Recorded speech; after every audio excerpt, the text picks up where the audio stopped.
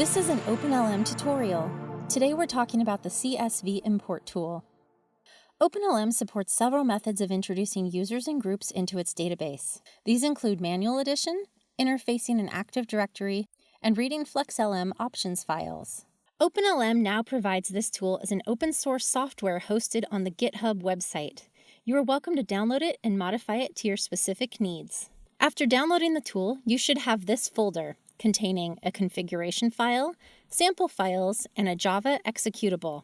The Java executable requires Java 8. The config properties file sets the delimiter symbol, for example, comma or semicolon. The datasource.csv file contains users' information, including personal attributes and group membership. For example, this is John Smith, who is a member of Group 1 and Group 2, with a phone number of 555-5555. The groups.csv file contains group information, including hierarchical ordering. For example, groups 3 and 4 are subsequent to group 1. I will now open a command line running the utility twice, once for each CSV configuration file, once to load the user and once to load the organizational structure. Now let's see our new user, John Smith.